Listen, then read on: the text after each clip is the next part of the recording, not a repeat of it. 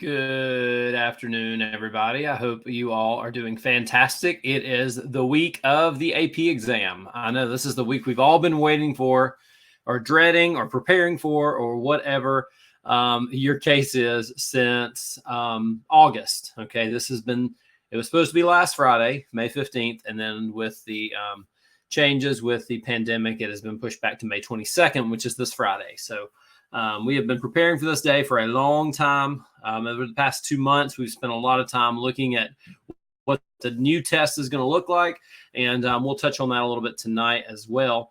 But I hope you're all well. I hope everybody's healthy, and we will hop right in. So I've noticed that a lot of you have already put stuff in the Q&A. I've been kind of checking on that over the past hour or so. Some of it we will get to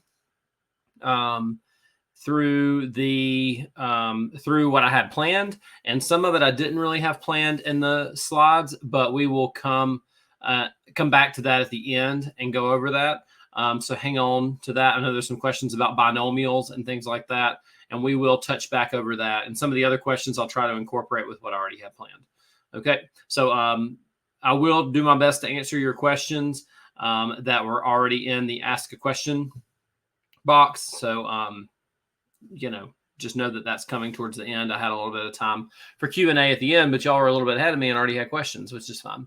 Okay, so let's go ahead and hop on in. Nope, meant to delete those slides.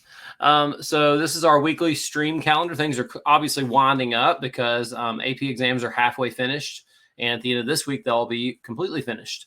The big live stream for statistics that I want to push is the 5-hour Cram session finale, which is on Thursday, May 21st, which is my birthday.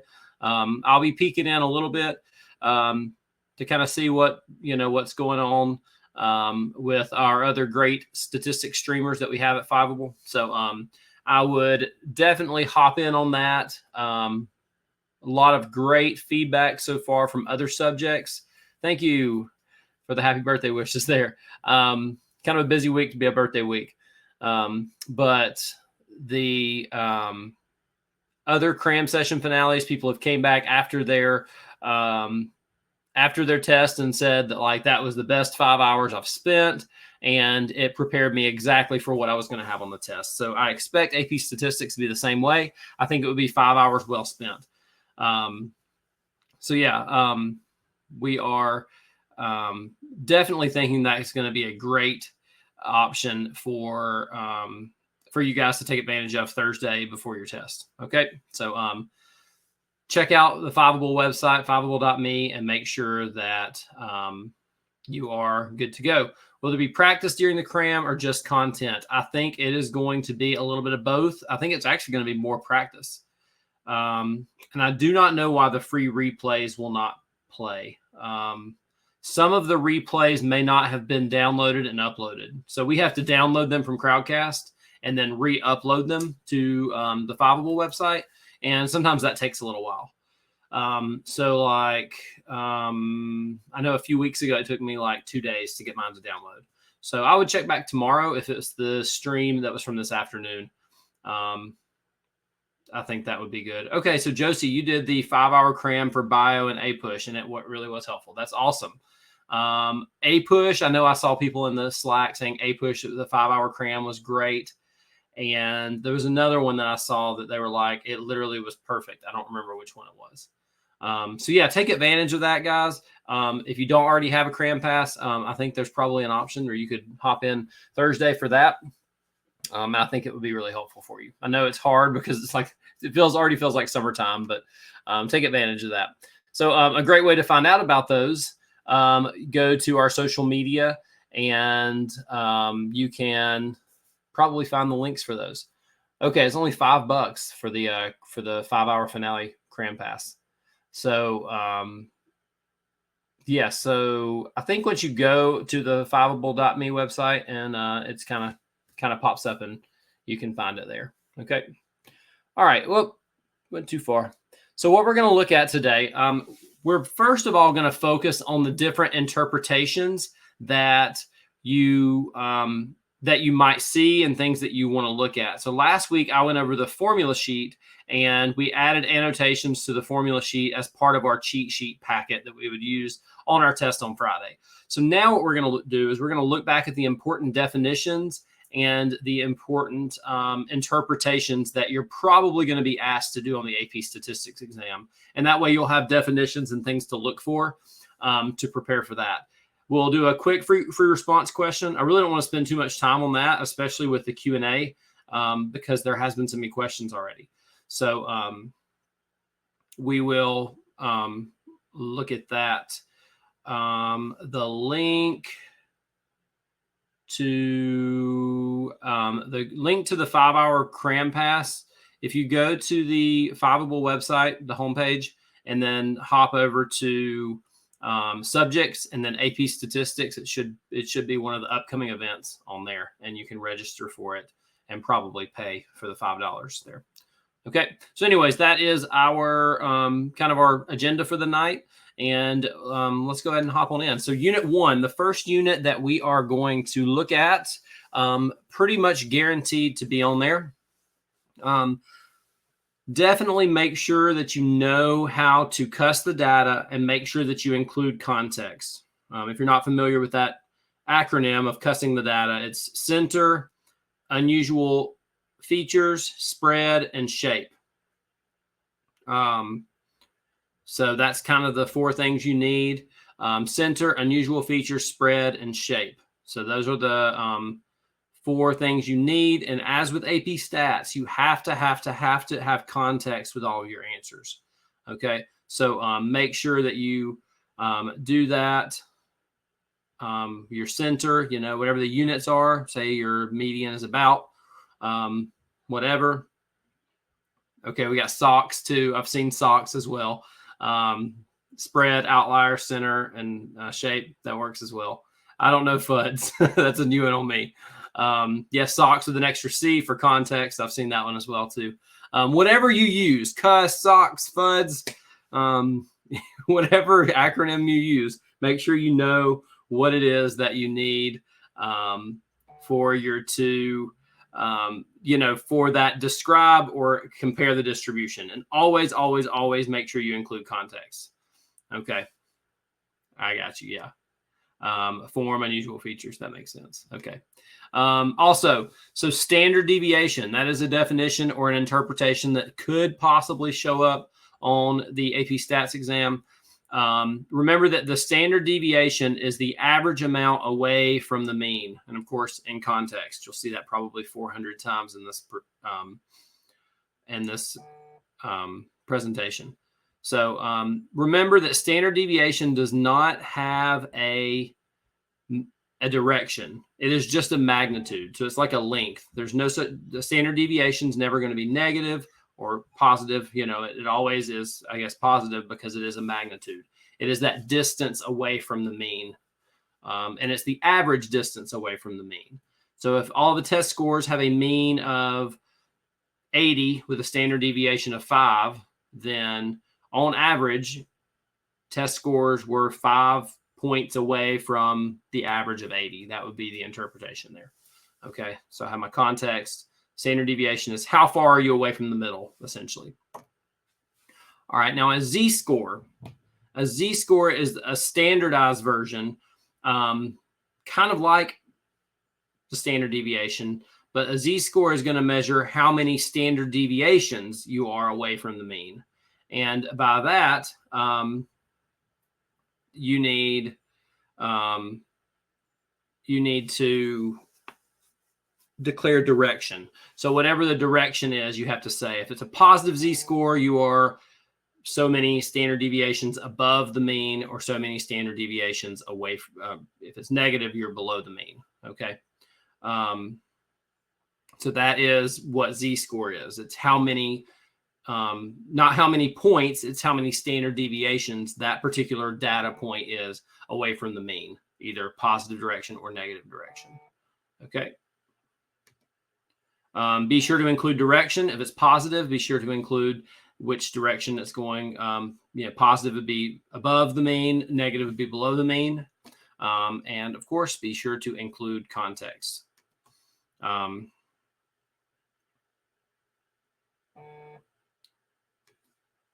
So I think that's pretty much it for Unit 1. So those are kind of the big definitions that you would need for doing different interpretations there. So if you're doing standard deviation, you probably have a data set that is symmetric, and you want mean and standard deviation will go together. Those two always go together. So if you're describing a distribution with the mean, you should use standard deviation, and the shape should be symmetric. If the shape is skewed in one way, then you probably want to use median and IQR. And I see y'all kind of having a conversation over there in the chat on that. I can't really keep up and go over my slides because y'all are posting so much, which is fine. I like the conversation. So yeah. All right. So Unit 2, bivariate data, doing different things with regression.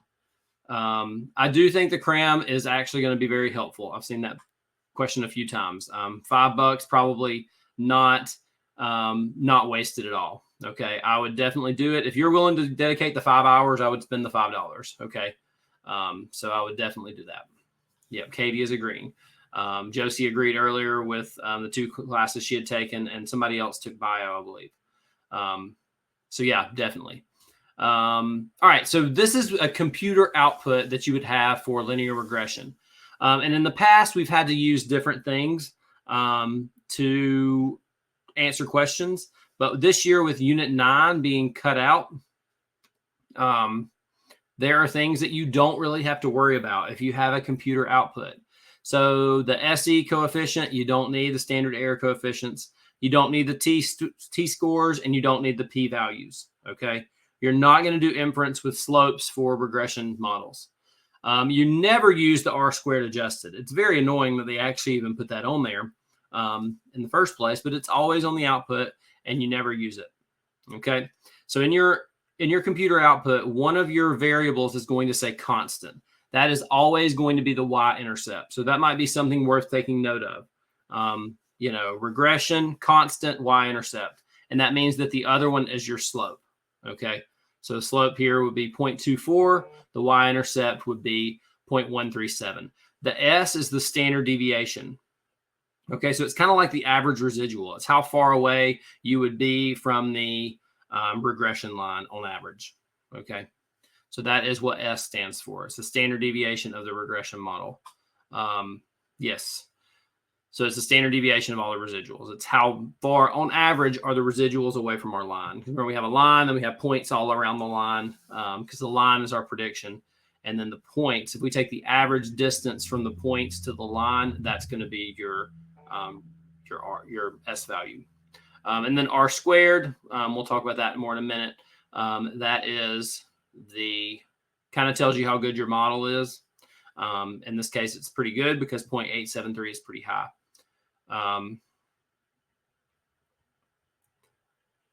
Yes, the X value, the X axis. Well, it doesn't necessarily have to be because the R value, if you swap the X and Y, it's still going to be the same. You'll still get a linear correlation. So since we only do linear regressions, the variable isn't as important. All right, so the slope, that would be in this case 0.24. I use this chart again. This was from 2011 AP exam, number 5. That's the one I used to kind of start my question we'll do at the end. So the slope is the predicted amount of Y that either increases or decreases with an increase of 1 in X. Okay, so that's how much we predict Y to increase or decrease if it's negative with an increase of 1. Think slope is rise over run. So if your slope is 0.24, you can think of that as 0.24 over 1. It has a rise of 0.24 divided by 1, which is our X. So rise is your change in Y. Your X is your change in X. Yes, I know I have a Southern accent. Y, yeah. Good old Alabama boy right here. So sometimes my Southern accent doesn't come out, but it definitely does at times For sure. All right. Key points when you're interpreting slope, be sure to include predicted. Okay. Your regression line is predicted. The slope is a prediction. The y-intercept is a prediction. Okay. Be sure to include context. As always, what is y? What is x? All right. The y-intercept. It is the predicted y value when x is 0. So whenever my x is 0, the predicted y is 0.137.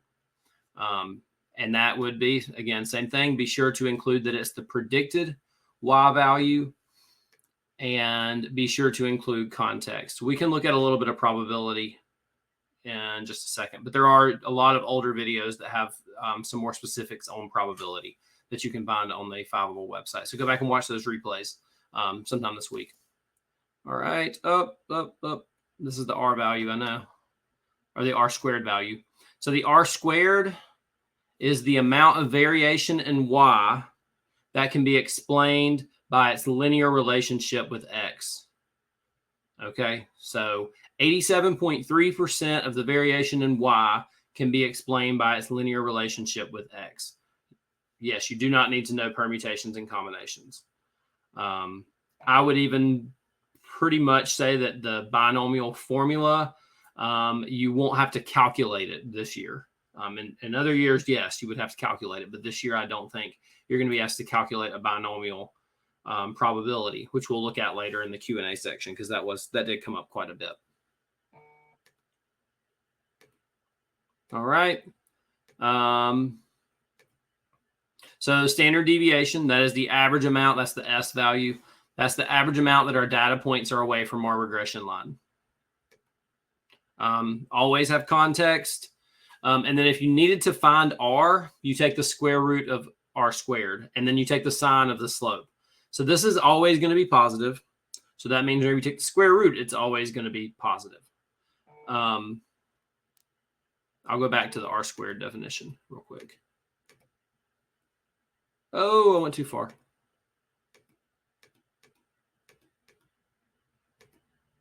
No, I still went too far. Slide 9. Went the wrong way there.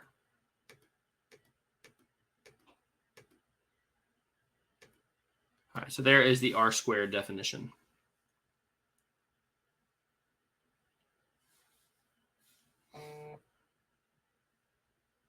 Okay, so it's the amount of variation in y, which is the response variable, that can be explained by its linear relationship with x. So it's important to include that linear relationship connection there as well.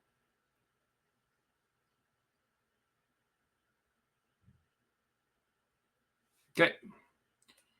All right. Slide 10.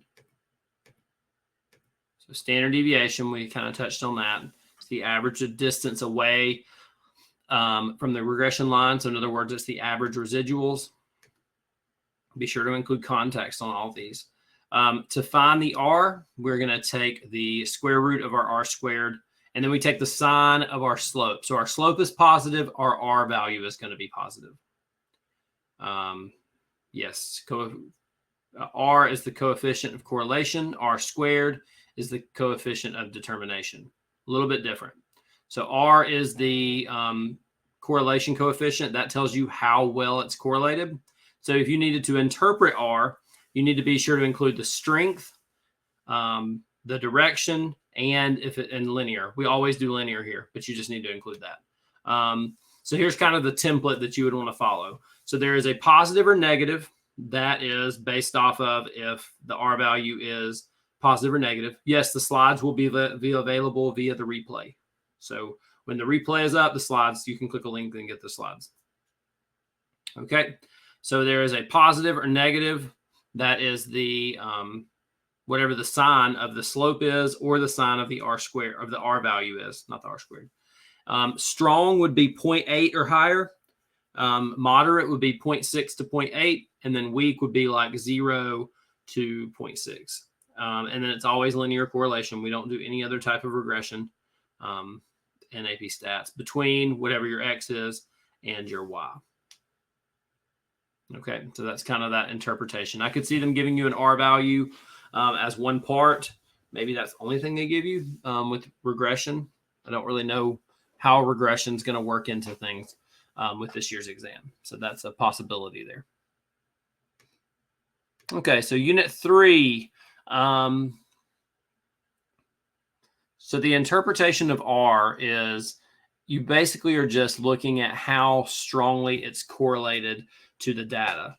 So there's a strong, weak, or moderate based on how high the R value is, close to 1. And is it positive or negative? And then the fact that it's linear. So yeah, correlation tells the direction and the strength of the linear association. All right. I would make sure that you know how to collect random samples or randomized treatments. I would say transforming linear data to exponential or power model or by hand. I would say probably not. It's such a small portion of the test, but it does fall in Unit 2.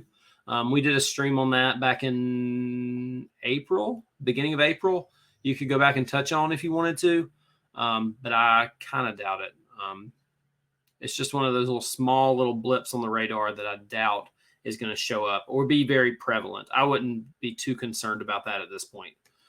So if you are collecting random samples, yes, so creating an experiment, make sure you know how to randomize treatments. That's a pretty popular question on past free responses. I could see them throwing that out as a part A or a part B of a question, and then having you do the inference type stuff. Yes. So I like the names in a hat method. There's a lot of ways. I think names in a hat is the easiest. So if you number each individual 1 to however many there are, put all the numbers in a hat, mix them up. You have to include mix them up. That gives you the randomization process that they're looking for. If you don't put mix them up, if you're doing the names in a hat, you won't need that. So then you're going to draw however many numbers you need for the first treatment. Those names matching those numbers will receive the first treatment. The remaining however many numbers are placed in the second treatment. Sometimes a placebo and a new drug, whatever it may be. Just make sure you're familiar with that process. How to describe a randomizing treatments process. And I would venture to say that avoiding specific vocabulary, if you're not really sure on which one was stratified and cluster, if it doesn't ask specifically like describe a cluster sample in this experiment, then I wouldn't use the words cluster sample. Okay. I've seen some sample questions that have came up where they've said, how could you redo this experiment so that this doesn't play a factor? And you split it up into 2 groups and take an equal amount from those 2 groups. You can explain that process without using the word stratified random sample, because a lot of people will get those confused and want to say cluster, and then you say cluster, and it's kind of like, oh, dang, like you said stratified and you meant clustered, or you said clustered and meant stratified, and then that bumps you down a point because you used the wrong word. Yes, Josie, that's a good point. I would include without replacement. So draw in numbers without replacement with the names matching those numbers, so yeah, include that. Yes, blinding is important because it's used a lot in the real statistics world. And it's one of those things that, like, if you explain it with what it really means and not have to go into the specifics of like the actual textbook definition, then you're probably going to be better off. So stratified samples. So a stratified sample is when, let's say that I have a bag of M&Ms. A stratified random sample would be to take all of the red M&Ms and put them in a pile, all the yellow, all the blue, all the brown, and all the orange, and then take 2 from each group. So my strata are the colors. So they're separated into groups they're all the same. And that way I know that my random sample that I take, when I take 2 from each pile, is going to have an equal number of each color. So that is stratified. A cluster would be if I just poured a little bit into each cup and then I picked one cup. So I had basically you're separating it out into 5 random groups, and then you pull one group as your random sample. Okay. But I could still, if I did that with M&Ms, I could still get a cup full of brown M&Ms. Okay, there's no stopping that. But if I separate it by color and do stratified, then I'm guaranteed to get an equal color distribution. Again, I kind of doubt those vocab words are going to show up in the prompt. They might allude to that, and you have to explain why that would be important or how to do that. But if you avoid using the specific vocabulary, then you'll be better off. It's usually always sample without replacement, because then you could have one person in both groups, and you can't have one person taking a medicine and one person taking the placebo. So always without replacement. Yeah, each strata could have a different number of individuals. There's nothing wrong with that. Yes, you check 10% because since you're sampling without replacement, it's not truly independent, right? I mean, there's one less person to draw out of, but I want to check that 10% condition to make sure that without replacement is not messing it up too much. Okay, the population is so much bigger than my sample that me drawing, one person out of 300 is not really much different than me drawing one person out of 299 because my population is so big. Okay, so that's kind of my that's kind of why we do that 10% check. Yeah, if you're trying to get a complete randomized sample, then stratified is generally better, but sometimes it's not always doable. Okay. All right. Unit 4, probability. So these are things that y'all have asked about, which on the probability, I would go back and watch some previous streams to get good review on those. So from a two-way table, if you are asked if two events A and B are independent from a two-way table, you are going to compare these two probabilities. Is the probability of event A equal to the probability of event A given B? If those two probabilities are equal, then A and B are independent. If they're not equal, they're not independent.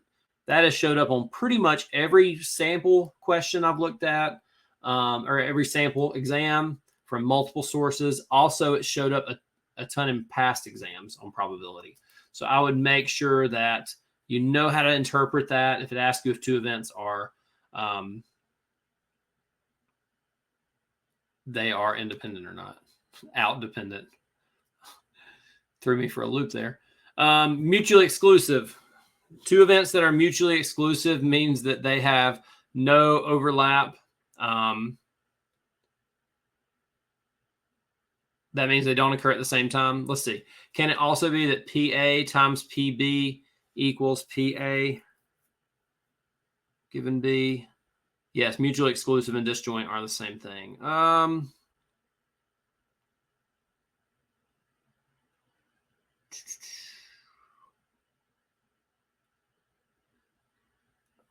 I don't think that is. So if two events are independent, then you can find the probability of A and B by doing A times B.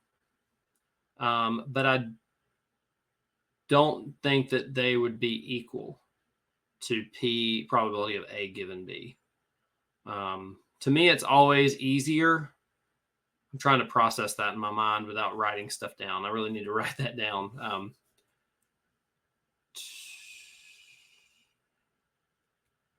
No, I don't think that's going to work. P of A times P of B. The connection with independence there is that if A and B are independent, you can find the probability of. Okay, so change given to and in your Cyrene in your first text there. Can it also be PA times PB equals PA and B? Change given to and you're good. Yes, perfect. Yep. What you just said in the example, probability of female times probability of pierced equals probability of female and pierced. If those two things were true, then yes, female and pierced would be independent events. So yes, the other one is also true because the P of A's would cancel out. Okay, P of A cancels out on both sides. You end up with the same definition as what I had. Okay, so yeah, mutually exclusive means there's no overlap. So if you see a 0 in one of your cells of a two-way table, that would mean that those two events would be mutually exclusive or disjoint. Okay, binomial. A lot of people asked about that in the chat. So I think what you're going to need to be able to do with binomial is to state when something is a binomial probability.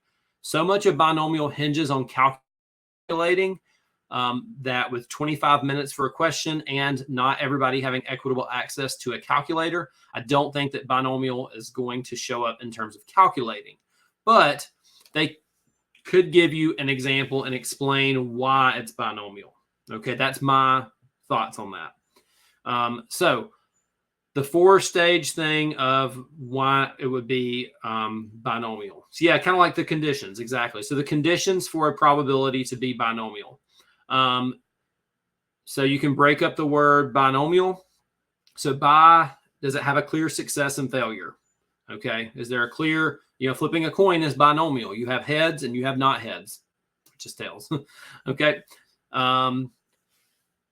So is there a fixed number of trials? Am I flipping a coin for 25 times? If I'm flipping a coin for 25 times, that would be a binomial probability. I agree. The conditions do suck. It does get annoying sometimes. Are the trials independent of each other? My second coin flip is not affected by my first coin flip, so they're independent. And then are all of them equally likely of succeeding? Okay, all of them would be 50-50 of getting heads if I flip a coin 25 times. So yes. So I think you could have a question where it wants you to clarify why it is binomial. And that would be the 4 things you're looking for. Okay. So the difference in binomial, well, see, a proportion a binomial is an example of proportion because a proportion is just a probability. But a binomial is a particular way in which an event is set up. So I could have an event set up as a binomial variable. I could have it set up as a normal variable, which is follow a normal curve. I could have it set up as a geometric variable. So all of those things are different types of random variables that you calculate probabilities with. So they all have proportions. There's really not a difference. It's just if it's a problem that's written out in a way that's binomial, then it's binomial. So PDF is point density function. You would be calculating the probability of flipping a coin 25 times and getting exactly 6 heads. Okay, so just falling on 6. And then CDF is continuous density function. So that would be like at least 6. So that would be 6 all the way to 25 if we're flipping it 25 times. And geometric, kind of the same, sort of the same as binomial, but the only difference is there's not a fixed trials. So geometric, you're typically flipping a coin until you get a heads. What's the probability that it takes exactly 2 flips to get heads? So more in depth on the all trials part. So that like flipping a coin, the flip of getting a heads, the probability of getting a heads on the first flip is the exact same as getting a heads on the 25th flip. It's 50-50 every time. Okay. So the probability of getting heads is 50%, 0.5 every single trial. All right. It's not like it changes as time goes on. Yes. So we do not use normal PDF, just normal CDF, and binomial is yes. So the P and Q there. So binomial CDF is like at least 2. So 2 to, 500, however many trials there are, and PDF is exactly 2. So what's the probability I get exactly 2 heads? So yeah, geometric's very similar. I would just make note that it's like binomial. It just doesn't have a fixed number of trials. So I'm flipping my coin until I get a heads. Okay. Yes, P and Q, I think is fine. Or versus P and 1 minus P, I think it's fine. If you write P equals 0.23 and Q equals 0.77, you're good. They know what that means. I think I've seen rubrics before where they mention that as an alternate. Q is just another way of writing 1 minus P. If you're doing 1 minus P, which is the complement, just keep it doing that. Some teachers teach Q. Some textbooks have Q. Same difference. Okay. So yeah, if you have geometric, also make sure you explain the by, the I, and the all. So, and just state that it's not a fixed number of trials. All right. So Unit 5, sampling distributions. So remember, when you are calculating probabilities with sampling distributions, you need either large counts, okay, or the central limit theorem. That is your normal check for when you do inference. So make sure, whichever type of problem you're dealing with, if you're dealing with proportions, make sure that you do your normal check and you explain that the sampling distribution of our p-hats is approximately normal. Make sure you include the word approximately when you're explaining that normal check. Make sure you clarify if it is means or proportions. Our sample means, which is your x bars, our sample proportions, which is our p-hats. Okay, make sure you clarify which sampling distribution is approximately normal, and then also clarify which curve that's going to lead you to use. So if it's proportions, say that allows me to use the z curve to calculate our p-value. If you're doing means, it allows me to use the t-curve. Okay, that's coming off the sample question off of College Board's website. That was the key that a lot of people were using, and it needed those three things: approximately normal, what distribution was approximately normal, and then what curve did that lead us to use. Okay.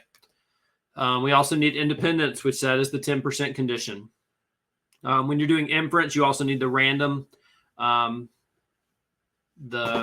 check as well, so you can make inference to a population. CLT is central limit theorem. That's the n greater than or equal to 30. And then I got ahead of myself there.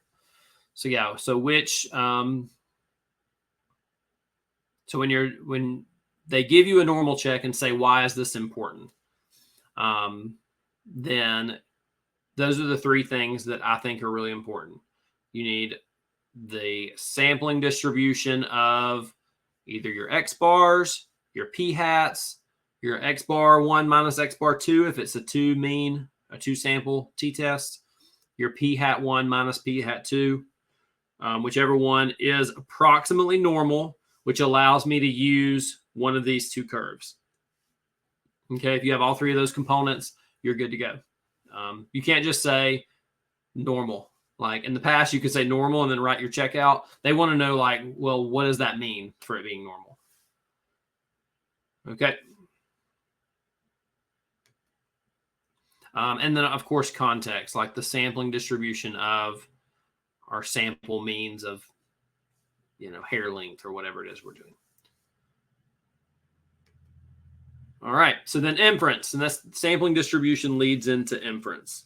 And then we'll see what we got. So confidence interval, we are blank % confident. This is kind of your template to go by if you were asked to interpret a confidence interval. Yes, I can go back real quick. I think that was it. Context. Yep. Give me a second to catch my breath too. Trying to cover a lot of content. I know a lot of this is going to be touched on again on Thursday in the Cram finale. So I can't promote that enough. I know 5 hours is a lot of time at the end of May to devote to one class. But 5 hours on Thursday is a lot better than several hours taking a college course. So you would, and it's a lot cheaper too. $5 is a whole lot more than college credit, especially if you're right on that border of a 2 and a 3. I think Thursday could push you into that 3, which most colleges accept. Yes, so these would be why you check for normality. Exactly. All right, so inference. So confidence interval. This is the template. Whatever your confidence level is, you are that much confident that the true mean or proportion or difference of means and proportions, whichever one, of whatever your context is between your 2 endpoints. Okay. I don't think you're going to be asked to calculate one. You might be asked to clarify what the point estimate is, which is the middle of your interval, and then your margin of error, which is what you add and subtract to get your interval. But I don't think you're going to be asked to calculate one. You just need to know what it means. Okay. And you can check a particular statistical claim by taking the null hypothesis amount and seeing if it's inside of the confidence interval. If it's not inside the confidence interval, then you got some reason to reject that claim. Okay. Whatever the complement of the 95% is.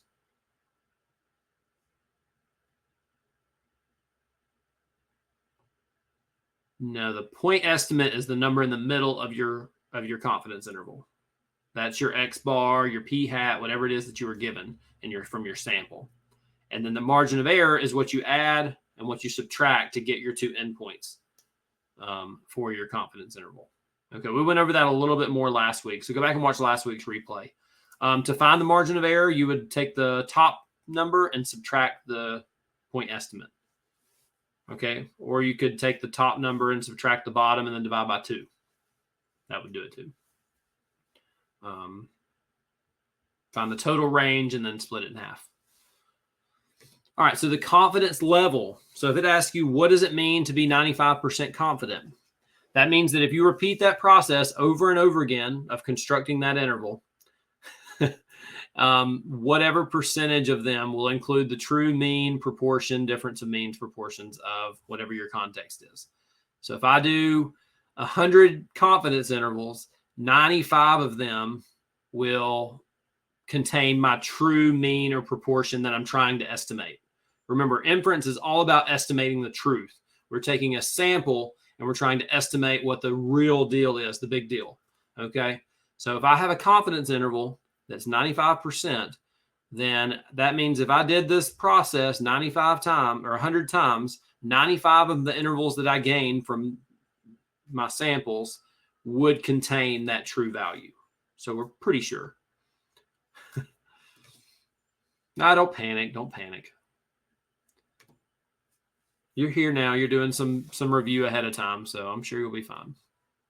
All right. So this was one of the questions in the questions before we got started. So the p-value, under the assumption that the null is true, this is the probability of obtaining the sample that we got.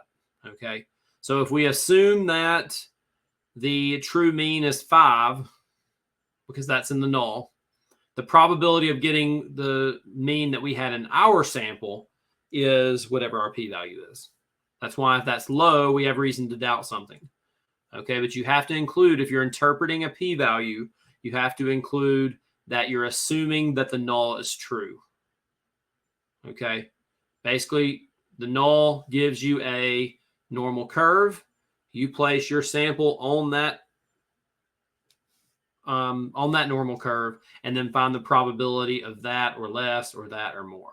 Okay, that is how you do the that's how you interpret the p-value. And then so be sure to include that you're assuming the null is true. Now a lot of times they'll give you D and E. Like part D is to interpret the p-value, and then part E is to conclude based off of that p-value. Those are different things. So make sure you read the question carefully to know what it's actually asking you to do. All right. So your conclusion is the P is low, you drop the hoe. That's what most people kind of follow. Okay. So if my P is less than alpha, I reject my hoe. That means that you would have significant evidence that the true mean is whatever the alternative hypothesis is, okay? If the P is not less than the alpha, that means that we would fail to reject the hoe, okay? So that is basically your first sentence here. P is low, you drop the hoe. P is not low, you don't drop the hoe, okay? You never accept anything. Your first sentence is what decision are you making about the null? Are you rejecting the null, or are you fail to reject the null? Your second sentence is what are you doing about the alternate hypothesis, okay? If I'm rejecting the null, that means that I have evidence of the alternate. If I'm failing to reject the null, that means that I do not have evidence of the alternate because I'm not rejecting it, not rejecting the null. Okay. He probably is. You're right. So that's a really good template to follow. Make sure you have context. Again, there's that word context again, over and over and over. Okay. The first sentence is your judgment on the null. Your second sentence is your judgment on the alternate based on what you said in the first sentence. Okay. All right. So this is a COVID style FRQ from 2011, number 5. Back to that regression question that we had. We are going to go through this pretty quickly because we're getting low on time, and I want to look at the questions y'all have in the Ask a Question section. Okay. All right. So basically, it says windmills generate electricity by transferring energy from wind to a turbine. A study was conducted to examine the relationship between wind velocity and electricity production. So the wind velocity is our X. It's our explanatory variable. And our electricity production is our Y, which is our response variable.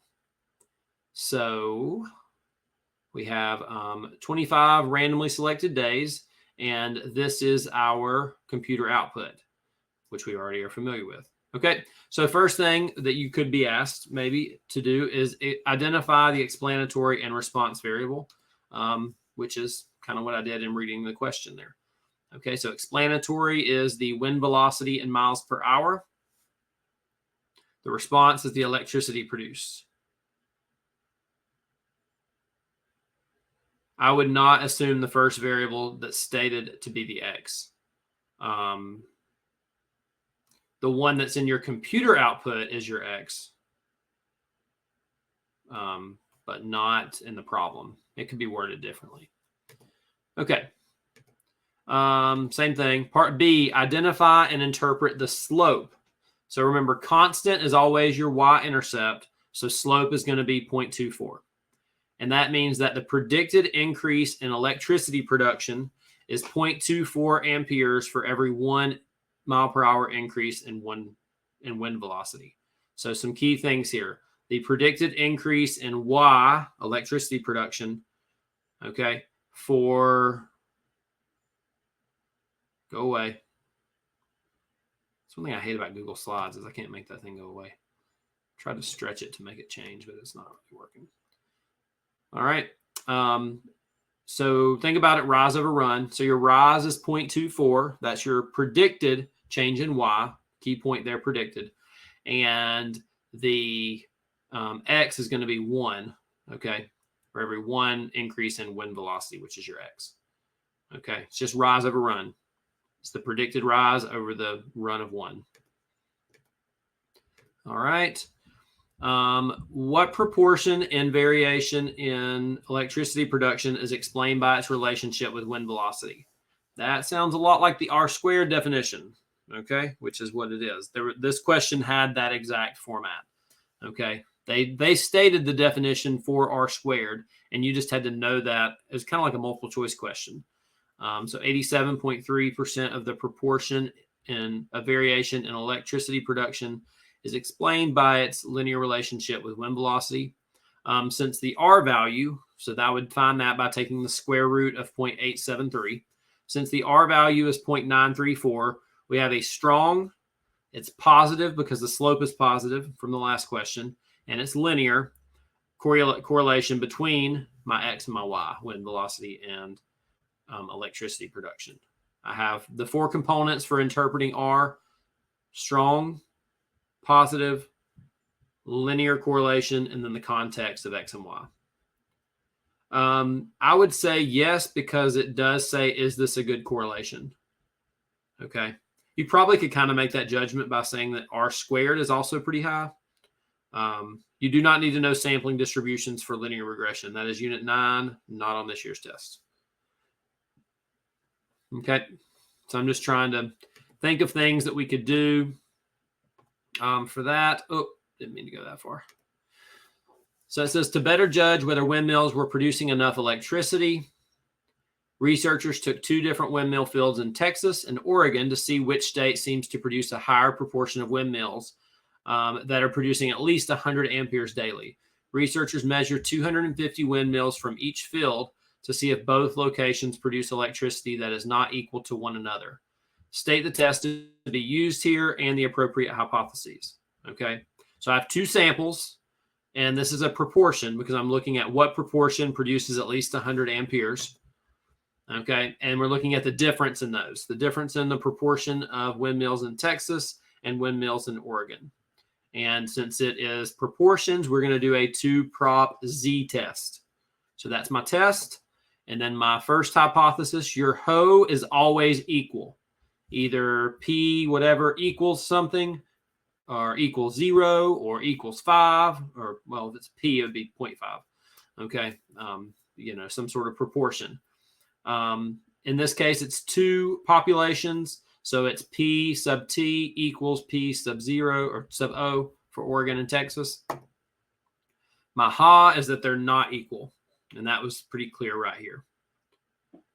I think, yes, you would get points counted off. Your hypotheses are always P or mu. Okay, because your hypotheses are dealing with the population, not just your sample. Okay, so yeah. Hypotheses, always parameters, not statistics. Population parameters there. All right. And then I should have clarified. I didn't. Whoops. I should clarify that P sub T is the true proportion of windmills in Texas that produce at least 100 amperes. And then after running a test, they get a p-value of 0.003, assuming that the proportion of windmills producing at least 100. Yes, you could do P1 and P2. That's perfectly fine too. So yeah, this is that p-value definition. So we're assuming that the 2 proportions are equal between Texas and Oregon. The probability of getting the sample proportions that we had would be 0.003. So really, really low. But yeah, so it has that part that we are assuming the null. Okay, I'm assuming the null is true. I'm assuming that center of my normal curve is 0 because they're not different. And then what was the likelihood of getting the difference that I have between my 2 samples? Okay, and less than 1% chance, which is really low. All right, and then what should they conclude based on that p-value? The p is low, we drop the HO. So at the significance level of 0.05, we have significant evidence that the true proportion of windmills in Texas that produce at least 100 amperes is not equal to the true proportion of windmills that produce at least 100 amperes daily in Oregon. Yep, the HO always getting rejected. It could not be rejected. It could fail to be rejected, though. There may be hope for the HO. So anyways, yeah. So our P is low. We drop the HO. That means that we have significant evidence that the HA is true, which is that they're not equal. I really think the calculations will be done for you. Yes. Yes, I think the p-value will be given. They could ask you to conclude based off of a z-score or a t-score, though. And basically, if it's more than 2 or 3, then that would be, you would reject the HO. If it's less than 2, I would not reject the HO. Yes, I would say more interpreting and less mathing.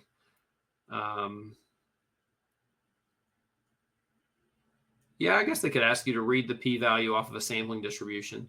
If it's way to the right or left in one of the tails, then I would say it's probably a low p-value. Therefore, you would reject the HO. So you would not fail to reject. Okay. All right. So Q&A. Let me go to the question poll here, and I'm just going to start from the top. Difference between binomial and proportions. So remember we discussed a binomial is a form of a proportion. So a proportion is just the probability of something happening. And the binomial is a way that that could happen based off of those 4 conditions that we have.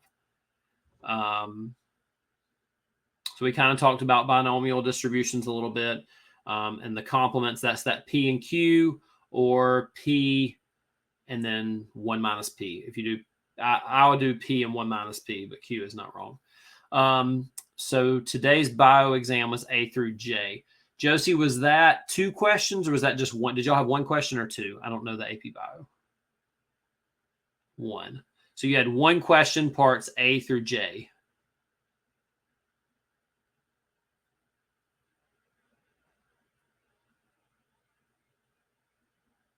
Okay.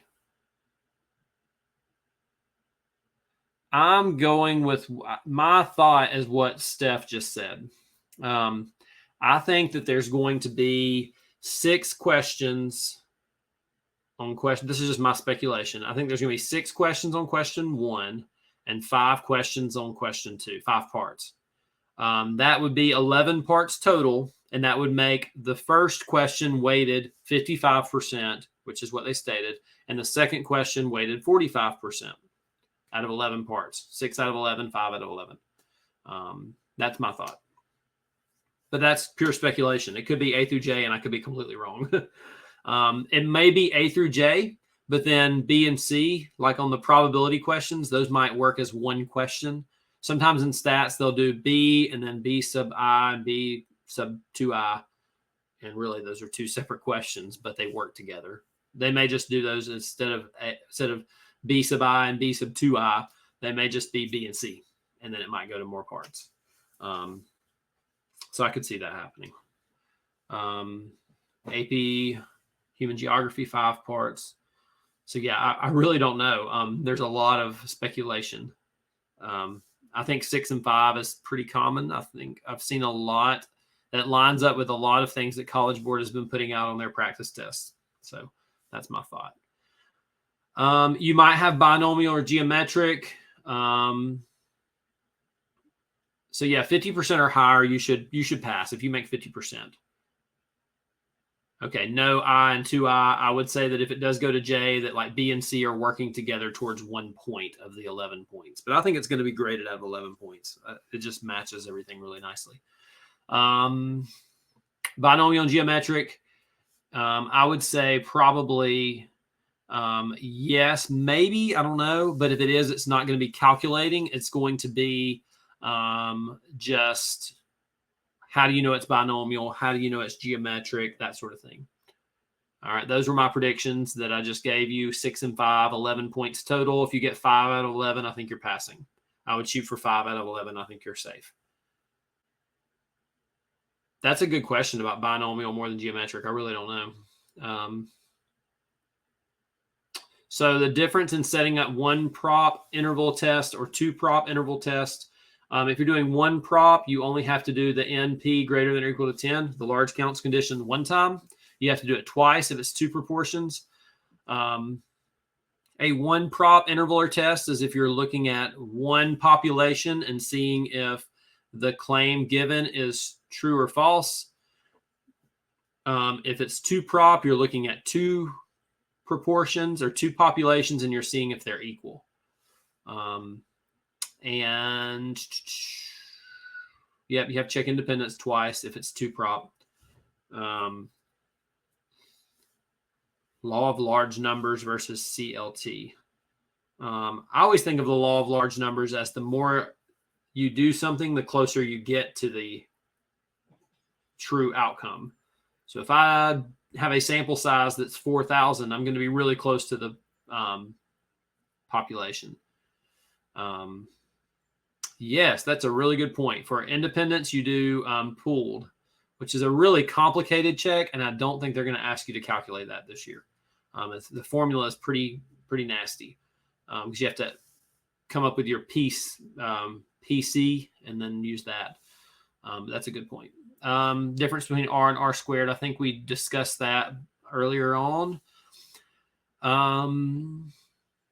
10% condition when you're sampling without replacement. If it's a randomized experiment, you don't have to check that, which has been a lot of discussion on that the past few months with problems that have popped up.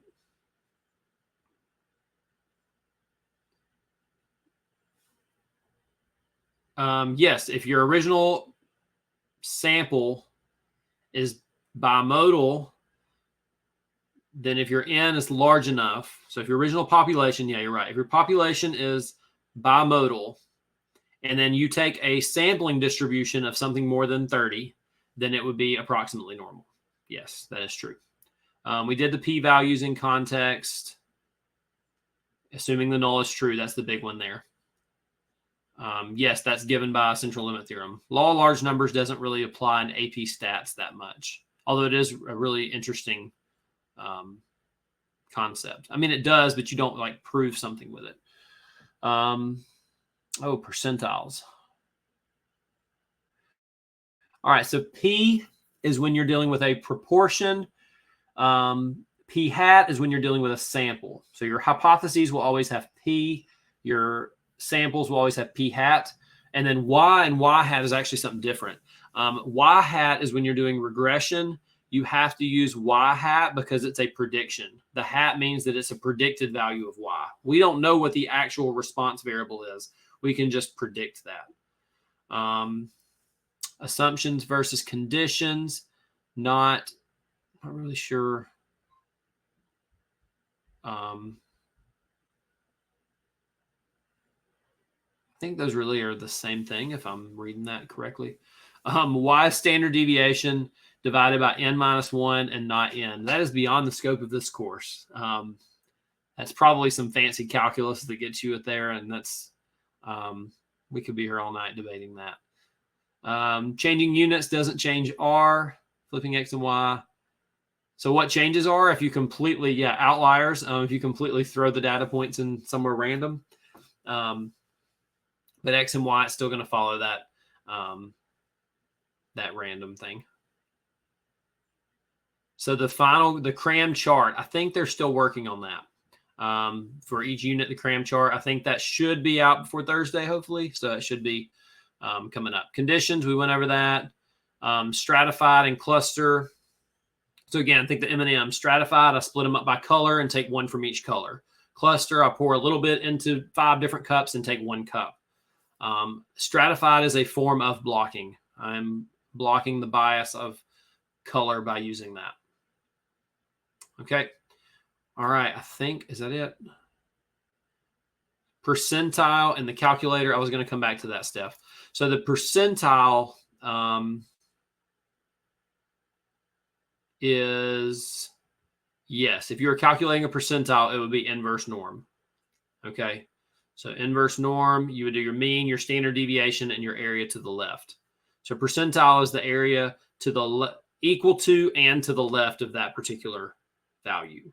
Okay. So if you're in the 95th percentile of height, that means that you are taller than or equal to 95% of people in the world. Okay. But in your calculator, it would be inverse norm if you were calculating the percentile. Yes. Okay. It's equal to and below a value this year. They changed that this year. I don't really know why they changed that, but that was one of the changes in the CED for this year. I highly doubt percentile is going to be on there. That generally was like a multiple choice question or two. I think we're looking at more of like the big picture this year with such a shortened test. But yeah, percentile, I always thought of it as below a value. Yes, it was on there last year. But again, last year was a much bigger test. Last year, it was below a value. And between last year and this year, they changed it to equal to and below a value. So if you're the 95th percentile, you are, for height, you're taller than or equal to 95% of all people or whatever. Okay. Any other questions? Any other questions? Thank you guys who are so active in the chat tonight.